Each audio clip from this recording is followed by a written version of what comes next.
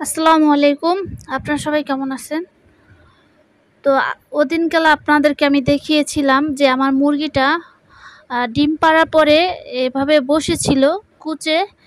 তো দেখি আ পরে যেয়ে দেখি যে ডিমগুলো নিয়ে সুন্দরভাবে কুঁচে বসে আছে। তো আমি সর্বশেষ ভাবলাম যে ভালোই হলো যে আমার কোয়েল পাখির ডিমগুলো হয়তো নিয়েছে সে। আর তারপরে আমি যখন আ ১ ঘন্টাও হবে না, মানে আরেকটু কম হবে হয়তো। তখন দেখি মুরগিতে আবার ডাকতাছে। এখন বাইরে গেছে, এখন দেখি মুরগি নাই। ডিম আছে ঠিকই কিন্তু মুরগি নাই। তো আমি ভাবলাম কি হলো? মুরগি কুঁচে বসে গেছিল সুন্দরভাবে। এই যে দেখতে পাচ্ছেন না যেভাবে বসে আছে ঠিক এভাবে বসেছিল। পরে আর কি করব, ডিমগুলো নিয়ে আসলাম। মানে ওই চলে গেছে। ওই কুঁচে এখনো আসে নাই, ভাপ আসে নাই। মানে কুঁচে একটু কেমন জানি করছিল। তো ডিমটা নিয়ে অনেকক্ষণ বসেছিল, অনেকগুলো ডিম। পরে ভাবলাম যে নিয়ে আসি। তো দেখেন পরবর্তীতে যে আজকে আবার একটা ডিম পাড়ছে। আজকেরটা নিয়ে ৬ টা ডিম হলো। আর আগের একটা যে বলছিলাম খেয়ে ফেলেছি। মোট ৭ টা ডিম আমার মুরগিতে পেড়েছে। আর এখানে কোয়েল পাখির ডিম কালকে আবার ২ টা ডিম পেড়েছিল। তো এখানে হবে হচ্ছে ৮ টা ৮ টার মতো ডিম হবে। আর এই যে দেখেন আজকে এখানে বসে আছে। আবারও ডিম পাড়বে। আর ডিম পাড়ার সময় হলেই কিন্তু এখানে এসে বসে থাকে। আর যখন ওকে আমি ডিস্টার্ব করার চেষ্টা করি, হাত দেই, তখন কিন্তু এ এই যে দেখেন ডিমটা পেড়েছে।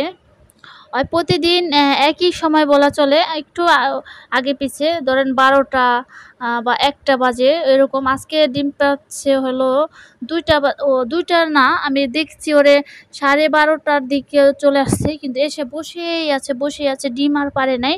পরে অনেকক্ষণ যে আমি হয়ে গেছে, আমি কই কি এখন তো ডিম পাড়া হয়ে গেছে। তো যেয়ে দেখি ও এখনো বসে আছে। তারপরে ওকে উঠালাম, উঠে দেখি একটা ডিম পেড়েছে। কিন্তু ডিমটা নিয়ে বসে আছে। মানে ডিমটাকে গরম করে ফেলেছে।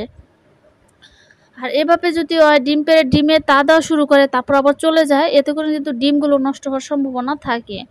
তো তার জন্য আমি বারবার এসে আবার চেক করে দেখি যে কখন ডিমটা পারবে। এরপর যখন ডিমটা পাড়ে আমি আজকে করছি কি, ডিমটা নিয়ে তারপর ওকে হাত দিয়ে বের করে দিয়েছি। তাও বের হবে না। ও ডিম নিয়ে গেছে তাও বসে আছে। তো ভাবলাম বসে থাকলে তো হবে না। তো ওকে বের করে দিই। তারপর এভাবে বের করে দেওয়ার পরে ও একটুখানি দেয়ালে এপাশ ওপাশ একটু হাঁটাহাঁটি করলো। হাঁটাহাঁটি করার পরে দেখি তাও যাচ্ছে না। তারপর আমি এখানে ওকে খাবার দিয়েছি। দিয়েছি, তারপর খাবার ও খেয়েছে। খাওয়ার পরে অনেকক্ষণ হাঁটাহাঁটি করার পরে উড়ে চলে গেছে।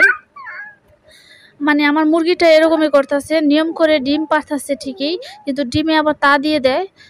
এতে করে কি ডিমগুলো নষ্ট হয়ে যাবে কিনা, তো তার জন্য একটু ভয়েও কাজ করতেছে। কিন্তু আমি এখন আগের মতন সব ডিম দিয়ে রাখি না। আগে যেরকম একটা ডিম পাড়ছে ওই জায়গাটায় রেখে দিয়েছি যে ওর কুচে ভাব আসবে। এখন দেখি না, মুরগি স্বাভাবিক নিয়মেই কুচে আসে, তার জন্য আর ডিম রাখা লাগবে না ওইখান থেকে। তো আমি ওইখান থেকে সবগুলো ডিম নিয়ে এসেছি, ঘরে রেখে দিয়েছি খাটের নিচে। এখন শুধু প্রতিদিন যায় ওখানে, যে ডিমটা শুধু পারে।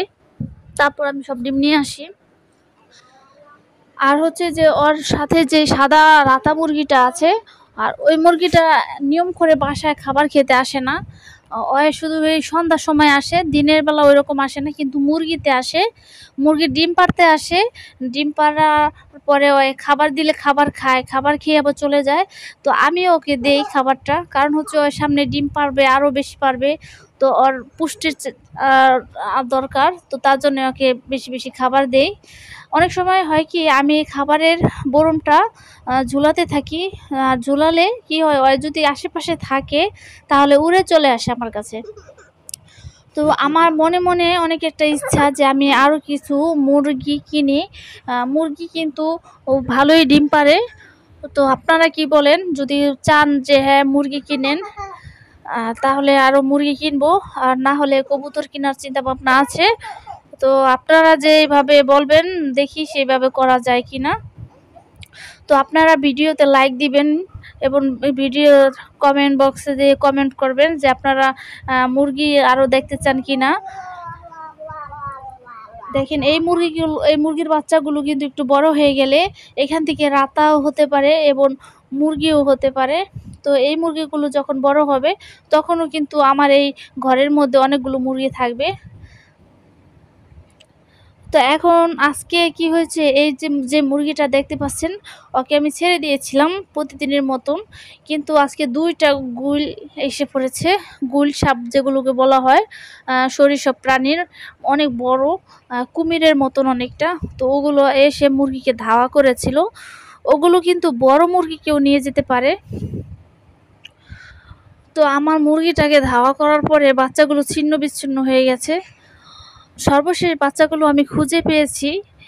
আর এখন হচ্ছে যে মুরগিগুলো ছাড়তেও ভয় হচ্ছে। তো তার জন্য আমি আজকে মানে আসরের আজানের আগেই মুরগিগুলোকে সব করে ঘরে নিয়ে এনেছি আর কি, ঘরে নিয়ে এসেছি। তো দেখেন এই মুরগিটা এখানে বসে আছে। ওই ভালোই সন্ধ্যা হওয়ার আগে এসে পড়ে আবার। আর ওদেরকে আমি এখানে এনেছি। আর এখানে অনেক মশা ওঠে, এই যে টাঙ্কিটার নিচ থেকে এই মশাগুলো ওরা খায় আর এখানে দাঁড়িয়ে থাকে। আর মাঝে মাঝে আমি আটা গুলটি গুলটি করে দেই, ওটাও খায়। তো সম্ভবত আমার এই পেয়ারা গাছটা থেকে পেয়ারার ফুল দেখা যাচ্ছে। খুব শীঘ্রই গেছে, আবার নতুন করে পেয়ারা ধরবে। তো এর আগের ভিডিওতে আপনারা হয়তো দেখেছেন যে আমার এই ছোট্ট গাছটার মধ্যে বেশ কিছু পেয়ারা ধরেছিল। আর পেয়ারাগুলো খেতে কিন্তু বেশ সুস্বাদু হয়। দেখেন আমার মুরগিটা ধাওয়া, মানে মনে হচ্ছে যে অন্যটা মোরগে ধাওয়া দিয়েছে। এখন দেখেন এই যে এখানে আমার আমড়া গাছের আমড়াগুলো, এখানে বেশ কিছু আমড়া আছে। তো এই আমড়াগুলো বড় হবে, আমার ইচ্ছা আছে আমড়াগুলো একটু বড় করব, বড় করে তারপরে পারবো। তো আজকের ভিডিও ছিল এই পর্যন্তই। আপনারা সবাই ভালো থাকবেন, সুস্থ থাকবেন। আসসালামু আলাইকুম।